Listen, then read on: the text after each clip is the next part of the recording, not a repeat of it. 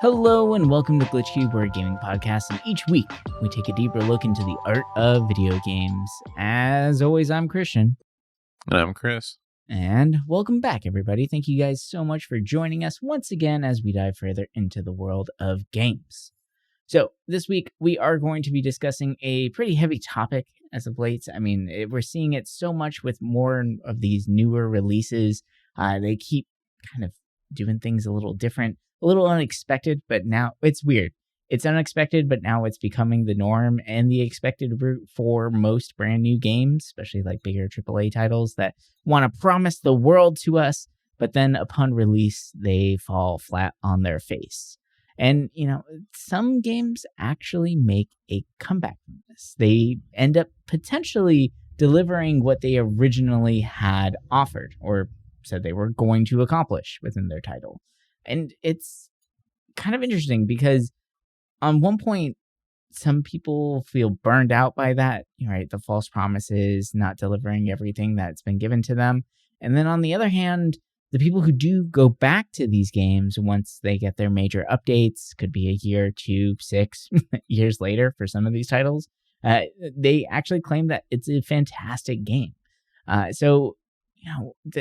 We just figured it'd be a really interesting conversation to dive into some of these quote unquote comeback stories for some games and some studios out there that might have burned some bridges, might have promised a little too much, and just not delivered on initial release. And then we'll kind of chat, may probably lead into some conversation about how a lot of titles are now relying on the fact that gamers can be forgetful or forgiving. I guess it depends on the way that you want to really look at it, and are becoming more and more okay with, oh yeah, this game came out, but I guess I'll play it in a couple of years when it's actually ready, right? Like it's a completely different mindset nowadays, and it's just kind of an interesting one there. But I don't know. I have a hard time really coming back to a game, especially if I pick it up day one, and I could hear that now it's great. It's a fantastic game. You definitely have to check it out. It's hard to get that initial image out of your head of how how it was presented to you in the first place, right? Like you drop $60 on a game that's just not good or buggy or glitchy, or the quests go nowhere, or there's no story at all, and then all of a sudden a year later they say, "Oh, by the way, we put story back in, and it's actually really cool," right? Like I don't really understand. To me personally, I feel like that's not okay. That's not how you deliver a product, and that's not sustainable. But I don't know. How do you feel about that? Like, are you more open to the idea of, I'll just come back in a year or two and it'll probably be fixed, right? Like, I don't know. I feel like it kind of depends. In a lot of ways, I use it as an excuse to kind of like save money, right? Especially if it's I try not to buy games before they're out, right? Like I try not to pre-order unless I know it's going to be something good, but I feel like I haven't pre-ordered anything in a very long time. I think it was like Tears of the Kingdom, I think, because I knew it was going to be fine. But yeah, I think that was the last thing I pre-ordered. It's like, other than that, I'm like, I just don't trust it because of this happening. And it's a bummer because I'm the kind of person that's like, if I buy a game, granted, I have a lot of games, so of course they're all going to go in my backlog, and then a year later I might play them. But the problem is, like, if I play a game, it's broken. In a lot of ways, I'm like, I don't know if I'll go back to it. And it's not so much that like it made me hate the game. It's just more so like, I'd rather spend that time playing something that's either more playable or just better, I guess you could say. Like, yeah, I've learned to realize my time is more valuable than kind of wasting it and struggling on something that like might not be complete. No, I mean, I completely agree with that. We can't just keep dropping money on things, and I kind of miss the days back in, or I guess I miss the timing, or when people were like, oh, vote with your wallet kind of thing for these game developers, because they're still getting so much money for these games, even though they're broken, right? Like they're nothing to them. There's no content behind them. It's just an empty shell of what they were telling us we were going to be able to do. And sure, like there's a lot of games that have come back from that, have, fixed some things, but I y- sadly enough, I feel like we've been burned so many times. There's a lot of like big name titles out there that I just wait. I hold off. I'm like, nah, I'm not going to play it yet. I'm going to wait a few months and see how it plays and see what people say, if it even runs, first of all, right? Because there are some games out there that I've released that just don't run at all when they initially come out. And I don't understand how that's possible anymore. Like, is no one testing these things? Because that's just bizarre to me. But I just hold off and wait until I hear good things. And it's kind of funny because you'll look at these titles and when they came out, and it almost makes it feel like the year it came out was not the year it was released for some of these titles that are now better or actually a game that is enjoyable. And it makes it feel like everyone has been playing the beta phases, right? Like the Mm-hmm. playtesting phases. It's almost like these game companies are getting free playtesting and they're fixing it on the fly instead of having to pay playtesters. And everyone seems to be okay with that. Like there is some backlash to it and some, they might lose some fan base, but they're not losing everyone and they're still very popular as far as titles go. And it's more of a slow, steadying increase rather than like initial day one spikes of sales. It feels like they're able to prolong the amount of sales over a period of years and still stay relevant over years and years and years. Right. And I feel like one of the most prime examples of that is No Man's Sky. Right. Like No Mm-hmm. Man's Sky came out in 2016, and Yeah. we're still talking about it today. Like it's still getting updates today, and like it now all of a sudden it feels like people, I haven't checked it out, but I've heard really good things about what it was, but I got really burned by that game when it first came out because it came out whenever I was still going to school, and it kind of opened my eyes to the idea of procedural generation. And I love that concept so much. I was following all of the press conferences. Like I was so invested in this idea and just the amount of that they promised as far as there's going to be 14 quintillion planets to explore and all that stuff, right? Like there's all this, and sure, there might be 14 quintillion planets. There might be 30 quintillion planets. But when you go to each one, it's all the same shit, right? Like there wasn't the variety that it had promised. There wasn't like the expansive space travel and stations and everything like that that they had initially said was going to be coming out on release. But usually, and there, it obviously flopped. Like it didn't get received very well when it first came out. And there were death threats. There was like a lot of stuff that was going on. But what I will say is that at least that company stuck with it, right? Like they kept updating the game. They kept trying to work on it and respond to how the players were reacting to this game. And sure, granted, it has taken about 6 years to get to a point where it resembles what they had promised. It's not 100% there just yet, right? Because they did promise a lot of game initially, but it's, from what I've heard, it's a really good game. I don't know. Have you played it like Yeah. recently? Yeah. I played quite a bit of it. I haven't played maybe like, oh, I played recently to try it in VR, and that was kind of crazy. The flying feels pretty realistic because you're actually like turning and with your hand. It's kind of cool. Like the VR in that is pretty phenomenal. But yeah, I bought it day one when it came out, and I kind of knew the hype behind it, and but I wasn't like how you were saying where you were following it and stuff. So like I was just like, oh, this will be a fun space exploration. Like there's not much of it at the time, and I don't. I played quite a bit of it in the beginning. I think I probably dropped a good like 10 hours into it before realizing like there's nothing to do. Like Right. when it first came out, it was like, oh, you have to get to the center of the universe or the center of, the galaxy. And that was it. Like, there wasn't really any story. There was like lore, like the ruins and stuff that you would kind of find, translate. And I was like, this is a little too slow for me. Right. And couldn't And you like set course to the center and just leave it and then come back like a couple days later and you were there I or think something? that's what it was. There was some Yeah. kind of weird thing because I know someone got to it pretty early. And when they got to it, it was like very anticlimactic. Mm-hmm. So Yeah. I just lost interest. And then with the first update, which I think was the next update, I think it added, if I remember right, a little more story stuff.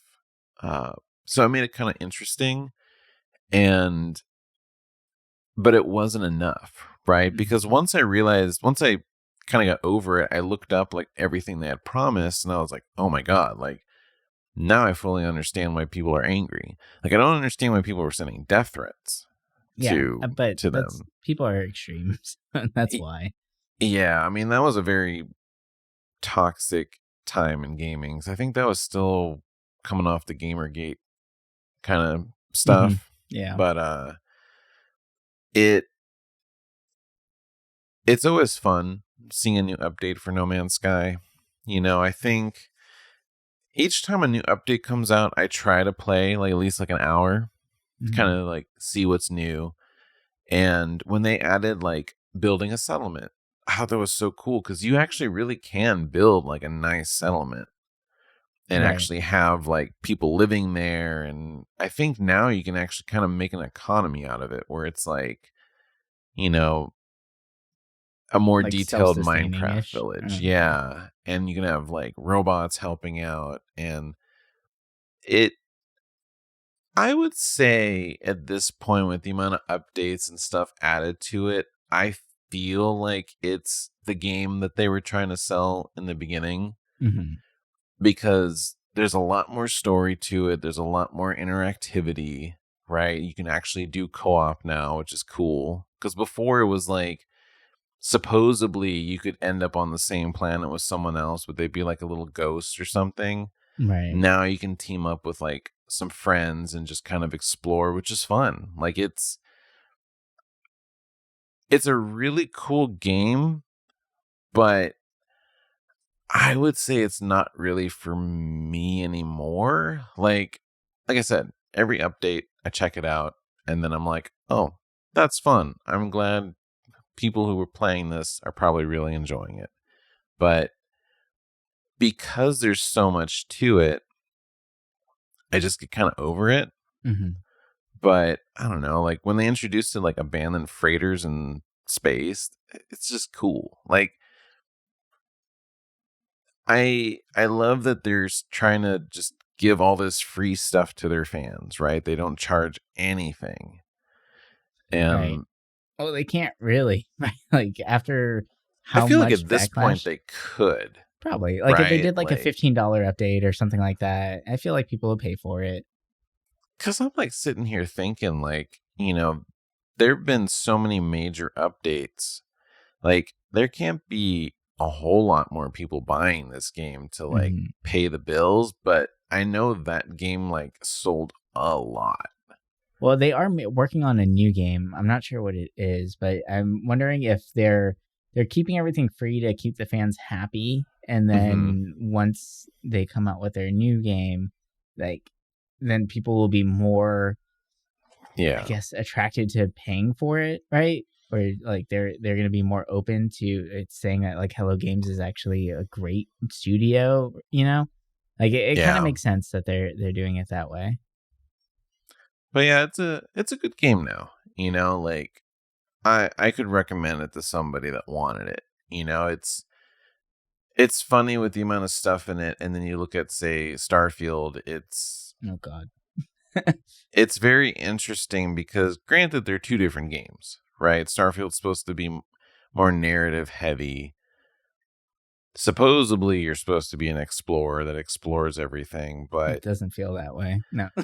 with No Man's Sky it just works. Hmm. And I guess this is a pivot in the Starfield. I know we're probably trying to avoid that, but it just happens to be because I mean, really, when I it's hard not to talk about both of them anymore because I feel like Starfield is the perfect commercial for people to go pick up No Man's Sky, right? Like, it's the yeah, perfect advertising tool for them. or like Elite Dangerous too. Like, Hmm. there's quite a few good space games where you explore and do stuff or have dogfights, but they're not.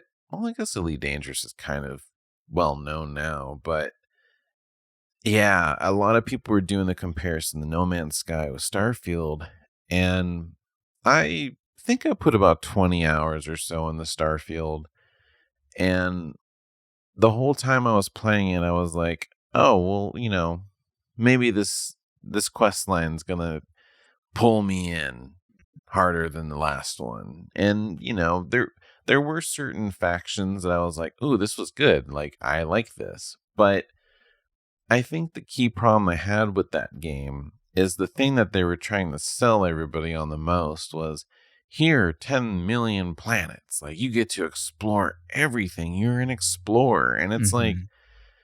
here's the thing. If you're marketing explore planets, Let but us you explore kind the of make it planet. where you need to fast travel everywhere without Yeah. taking an ungodly amount of time, y- you're kind of destroying the idea of what you want the player to experience. And for me, I kept hearing people when I was playing it, I kept hearing people saying being very negative about it for that reason. Like, oh, like you're just in menus all the time. Like you're not actually exploring. And at first I was like, oh, that's kind of crazy. Like I feel like I'm not always in a menu, but eventually you always are in a menu. And those Hmm. loading times on the menus suck. And Yep. it's just like if it was like instant, I probably wouldn't care so much, but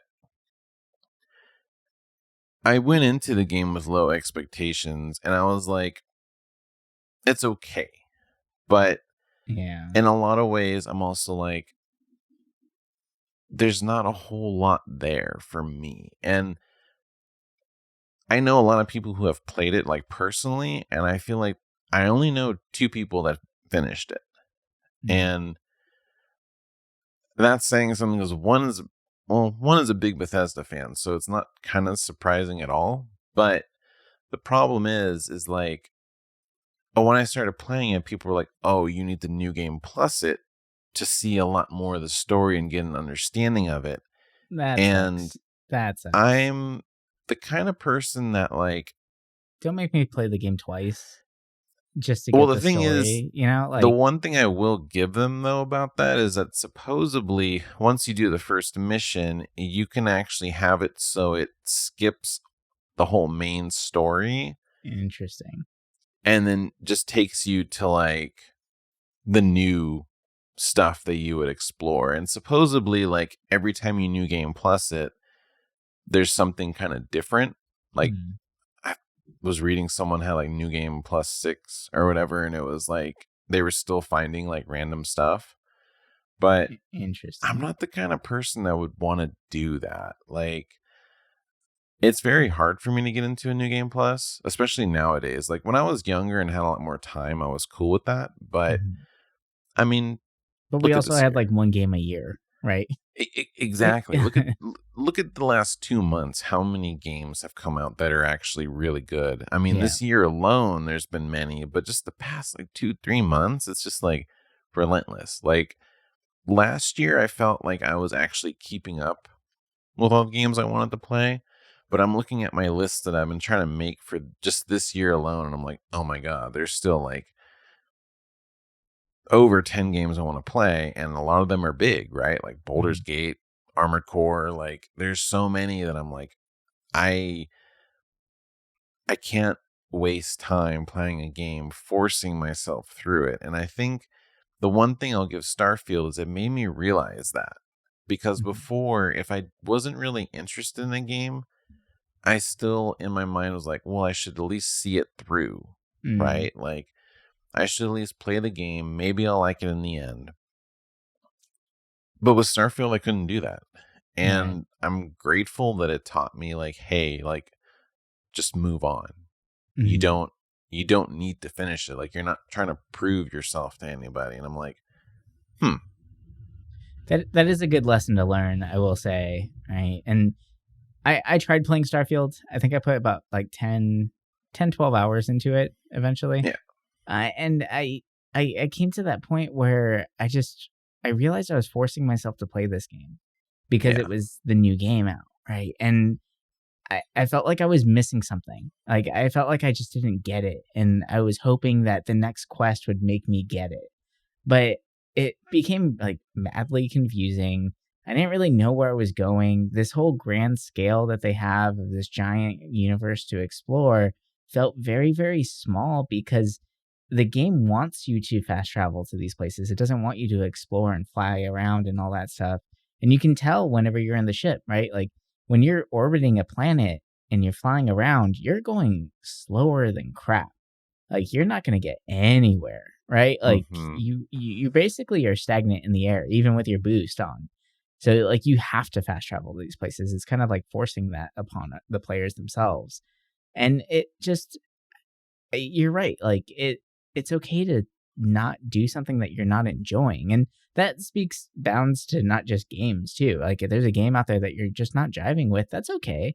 Like, just stop playing it, right? And but that kind of goes also with everything you do in life. If there's something that you're doing that you really, really aren't really enjoying it at all, it's okay to stop doing that thing. You don't have to keep doing that. You don't have to keep up with that pattern or keep up with the Joneses. And because everyone's playing this, I need to play this, or because everyone's doing this, I need to do this. Like, that's Mm-hmm. not the case. So I will say you're right. The one thing that Starfield has given us, and it's a great thing, is realizing that it's okay to stop playing something that you don't enjoy or stop doing something that you don't enjoy. And I think a lot of people are actually realizing that, right? Like, but I feel like it's also going hand in hand with the idea of like, because I even put the game down. I was like, you know what? Maybe I'll come back in a year, right? Like, I had that thought, and then I started thinking about it again. I'm like, why would I think that? Like, why am I thinking like, oh, like magically in a year this game's going to be maybe something different? But it's because lately most games that come out, they don't come out 100% finished or fully fleshed out. But in like a year, 2, 3, they keep getting more and more updates, and all of a sudden it's actually an interesting title to play, right? And that's becoming more and more okay, and we're accepting that more as players. But back in the day, whenever things were on a disc only, we couldn't update things constantly like this, right? Like, that wasn't a possibility. If a game sucked, the game sucked. Like, they were Mm-hmm. forced to actually make sure the game ran on the systems that they were trying to put it on, first of all, right? Like, that's pretty important. But now that's not even a requirement. It's not even required that a game runs on the systems that they're releasing it on, because it's fine. In 3 months, they'll just send out a patch, but I'm going to buy it anyway, right? Like, how does that make sense? Like, from a consumer point of view, I'm going to buy something I can't touch for 3 months. Like, why would you do that to yourself? Right. Like, so it's pretty bizarre. I don't know. It's a weird situation going on. And I hope that I mean, I already know it's going to still continue on forever and ever now. Like, this is just the landscape of games. The question is how many companies can actually afford to consistently update games like that at that level. Probably not a lot, right? There has to be a bigger game title or a bigger studio, or it's a major passion project for whoever's designing it. But yeah, I just don't like that trend. I don't like where it's kind of going with that. Yeah, I feel like this generation for gaming, it happens a lot because there's so many different, like, you look at consoles alone, right? Like, consoles usually are pretty even, right? The Series X and PlayStation 5. And granted, the Series S probably bogs down the X a little bit. And then you look at Mhm. PC, where, like, not everyone has a great graphics card. So even running a lot of these games is kind of hard. Mhm. And I feel like maybe because early access became such a comfortable release on Steam, Yeah. people started realizing maybe we could do that on other platforms, something like that, right? Like they have to meet a deadline to release a game, broken or not. And when it comes with Starfield, it's not so much that it's broken, it's more so things that you can't really change unless you It's change a lot. Like it's it's not like it's No Man's boring. Sky that It's worse than broken. It's just kind of boring. It's just kind of yeah, like a meh game, right? Like that's hard to fix unless you do a complete overhaul of the complete title. like I look at No Man's Sky, which was just lacking features, Hmm. right? Then you look at Starfield that kind of just lacks anything of substance. Right. And then, I mean, you look at some other games that had really rocky starts, right? You look at Final Fantasy 14 that started out very negatively. And, Oh yeah. a few years later, they totally killed the game literally in the game. That And is the most iconic and best way to do this. I wish more games did that, right? Like if No Man's Sky all of a sudden came out with this huge update that kind of like changed things around, right? They've gone past this point, right? But like if the universe freaking like imploded on itself and all of a sudden like from that a new Big Bang started and this is the new world that you're exploring, right? Like that would be so cool and iconic because that's what Final Fantasy did, and I love that. mhm, I love the fact that they made it a giant world event. How cool is that? Like, get the whole fan base in this where it's like, we get it. This is not good. But guess what? Like, we are starting fresh. We are turning the page on this and we are going to fix this. And they did. They actually made a really great game. I mean, 14 was fun. I really enjoyed it for what it it was, you know? definitely is one of my favorite MMOs still. Like, when it comes to like a 3D one, like, yeah, I mean, I have almost 1,000 hours in it. So I do like it. But I mean, yeah, the video is crazy when you see like how they ended the world. It's crazy. But Mhm.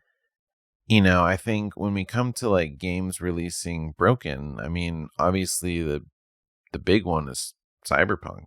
I mean, Yeah. when that game came That didn't out, even like run.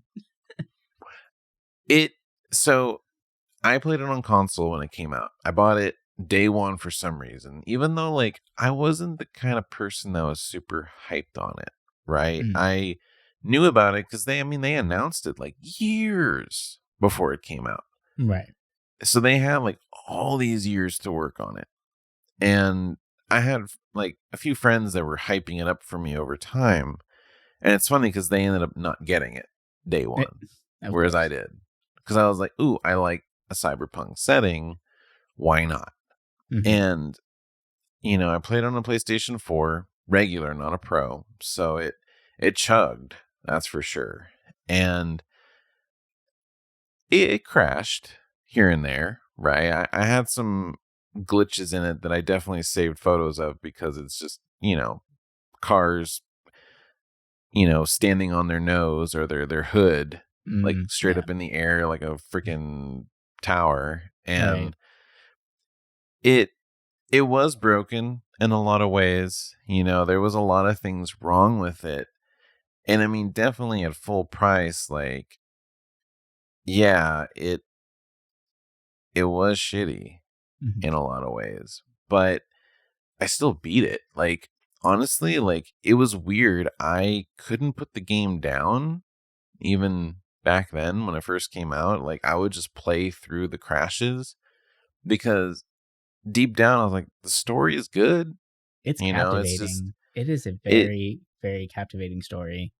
and I've played janky games. Like, I've played a lot of broken games because I love playing janky, broken games on the computer. So for me, playing this, as long as the saving works just fine, which it did. There was a lot of like auto saving, so it was kind of perfect. So I never Yeah. really lost anything, but I really like that world. And to think like I'm like that game was just absolutely hated. I mean, there was a point where it was $5 like a That's GameStop, crazy. That's so and crazy. people were thinking like, oh, they're just gonna give up on it because for a while there was really no changes, or they would do updates, but it wasn't like enough. Mm-hmm. And I remember people just kind of gave up on it.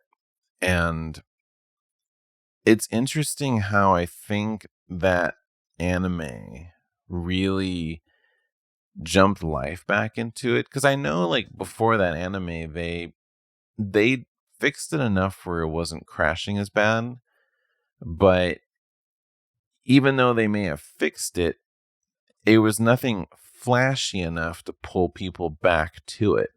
And I think that's the other problem with releasing a broken game, is that yeah, in a year or so you may fix it, but if you're not changing, if you're not adding anything new to entice people, people aren't going to come back, Mm-hmm. right? Like Starfield could fix everything, make everything run faster, do that. But unless they like drop some crazy DLC that would pull people in, like I'm pretty sure most people won't go back to it.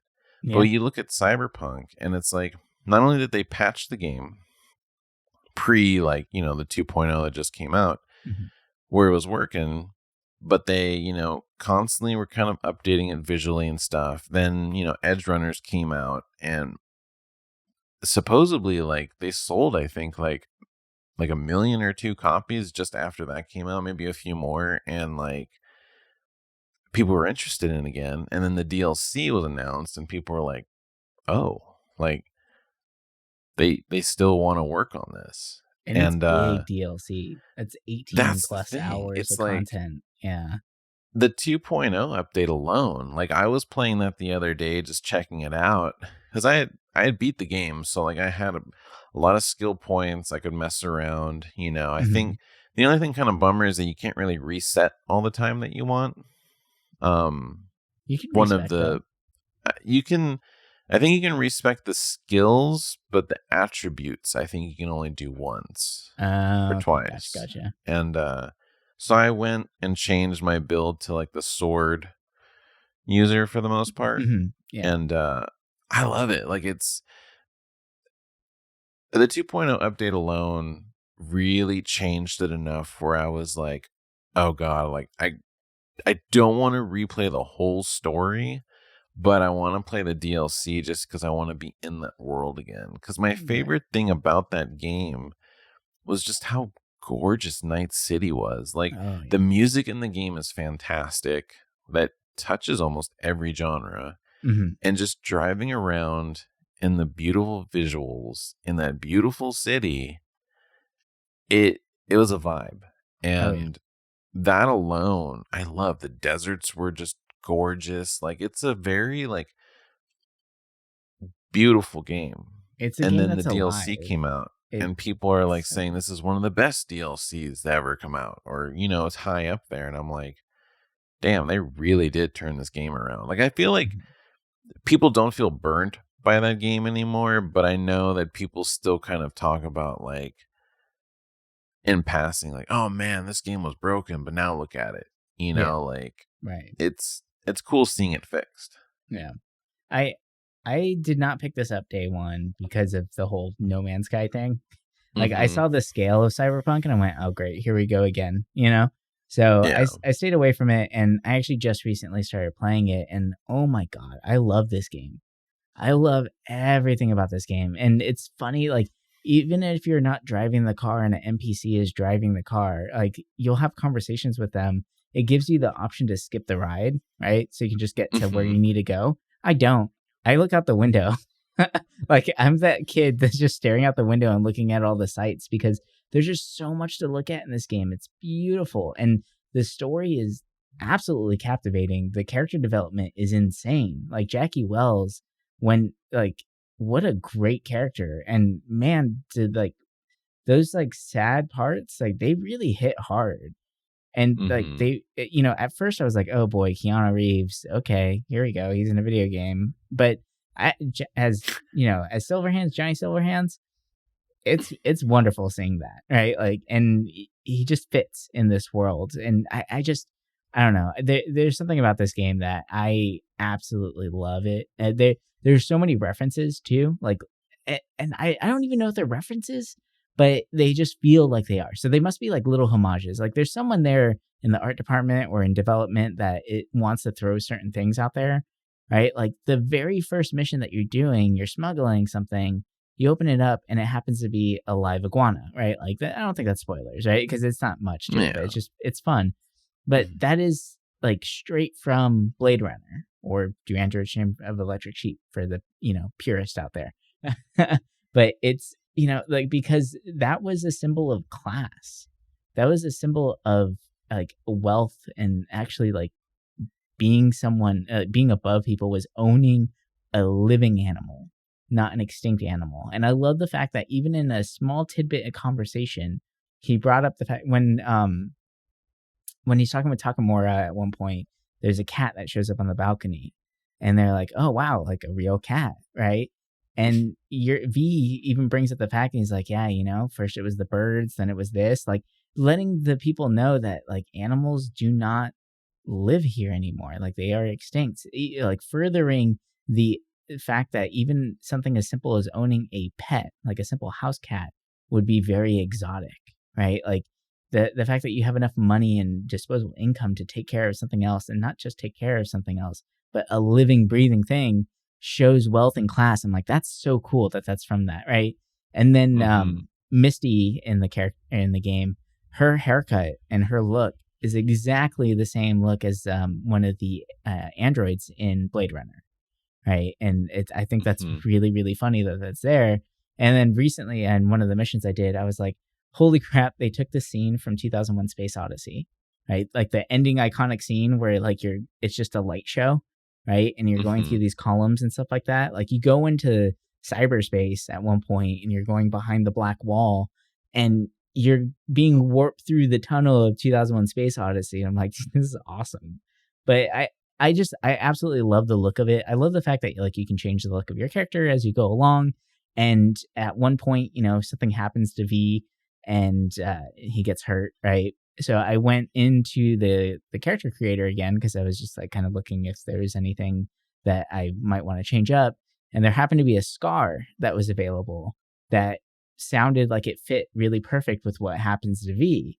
And I was like, oh, you know what? I'm putting that scar on him, right? So now I have the scar like as if the action actually happened to my character. I don't know, like the little things like that I really do adore about this title. And it's not just the story beats, like the action is on there. It's on point. It's fun. You can go at it full stealth if you want to. That's hard to do though. It's kind of easier just to run and gun, to be honest. But it is really fun being like a little net runner and just going through and hacking everyone and like distracting them and blowing things up and taking over cameras and like being true like spy, right? But also it just, I don't know. I love it. The aesthetic is fantastic. The costume design, like they've done so much work to this game. And I think the reason why this game works so well is because they had a very strong base to work with. They had a really great foundation. Like, yes, it was buggy and it might have crashed a lot and it didn't run on everyone's system. It wasn't calibrated for that. But the story was already there. The world development and the work and the passion and the writing and all that was already there. All they had to do was make it run, right? Like they had the idea already and it works, man. Like if this game didn't come out, a few years ago and it came out this year, this would definitely be like one of my top games of the year. And I beat Baldur's Gate 3. I absolutely love Baldur's Gate 3. And, those two games for me right now for like 2023, Baldur's Gate and Cyberpunk are like my most memorable titles. And that says a lot, especially with how many different types of games that come out. I mean, like Tears of the Kingdom, all that, right? Like there's such great titles out there, but those two really, really hit home for me. And it's amazing to see. Like I love Cyberpunk right now. Like I want to do a full deep dive. I want you to play the DLC so we can have like a full on conversation about that because it's so good right now. I'm happy that they stuck with it. And it's funny because this is, the whole episode I've been talking about like how I don't come back to these games. It's easy to get burned and things like that. But I think the difference between this and maybe like No Man's Sky or looking at Starfield is I didn't play Cyberpunk when it first came out. I just admired it from afar. And it always looked gorgeous to me no matter what, even from the beginning. It just didn't run right. And I was like, that's fine. And I didn't have a strong enough PC, and I knew that. So that's why I waited. And now that I have one, I was like, well, let me try it out. And I'm very happy that I'm able to actually experience the game. Now, are there glitches still? Yeah, sure, there are. There's a couple of things that have happened where I'm like, well, that sucks. Or I've had a couple crashes, but it's nothing like that takes you out of the game because it's so enticing and so captivating. Like, there's been a few times where I call my car and it shows up like 300 meters away. I'm like, what the like the place I'm trying to get to is closer than where my car got dropped off, which doesn't make any sense. So I'm like, whatever, man, I'm walking. But then I can't get mad at that because I look at where the car is. I'm like, I kind of want to walk down the street anyway, because who knows what I'm going to find, right? Like, there's so much cool stuff to just find in this world because it really does feel alive. There's so much here to this. So I think that's the big difference as far as, like I said, when you're talking about like games like No Man's Sky to this. No Man's Sky was empty, right? It just didn't have all the functionality that it had promised. Starfield, the story is not strong. So even if they go through and update it and all this stuff, like, they need to do a full overhaul of it. Cyberpunk had a strong vision from the start and a really great story from the start. So all they had to do was polish it up and just keep adding to this amazing world. So it's kind of tough to say, like, what's the right path here, right? Because even looking at games like Baldur's Gate is still constantly updating its game too, to the point where they've even added new endings to the title, but they're responding to how people are reacting to things and just the fact that people want it to be, they want to play more games, so they're just adding more game and more fun to it. And so it's kind of like a different side of the same coin, where these games that are not good are constantly updating themselves to actually be a game that people would enjoy again. And then you have games like Baldur's Gate that are solid games, but they're still constantly updating it to make it even more solid, right? Like, so this idea of just like constant updates to games is going to be a forever thing across all titles, even if it's a success or not. It's just adding to the longevity of the game and keeping it relevant for years and years to come, right? I mean, No Man's Sky is still relevant 7 years later, so it shows. Like, there is proof behind that. Cyberpunk has been around for a few years and it's still like amazing. Like, people love this game, right? And with the new updates and everything, it just makes it more and more like approachable, and more people are going to be reaching out to it and playing this game. And I can see the same thing happening with Baldur's Gate, right? Baldur's Gate 3 is going to be a game that people play for a very, very, very long time. So there's something to this. And like, as much as I'm not a big fan of it, I kind of get it at the same time. So I don't know. I don't know if it's really, is this a good thing? Is this the path that we should be following for games? I don't know. But it's here, and it's what we got to deal with. So.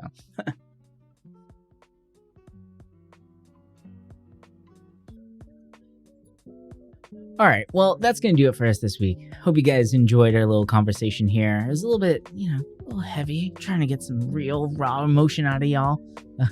But it is an important thing to discuss, right? It is the future of games and how they get released to us. And it's sending a message to game developers, and it could be a false message of it's okay to ship broken games. Right? And they don't really care about how many bridges they burn, because 6 years later they can still be having relevant sales instead of just a spike of sales when it first comes out, right? So it's a weird one. It's a weird situation to be in, but it's where we are, right? And hopefully the future just keeps it brighter and bigger, and we get bigger and bigger titles that just the passion stays. I just hope the passion stays with these projects like they have been with things like Cyberpunk and all that. Anyway, we'll talk to you guys next week with some more games and all that good stuff in between. But until then, bye for now.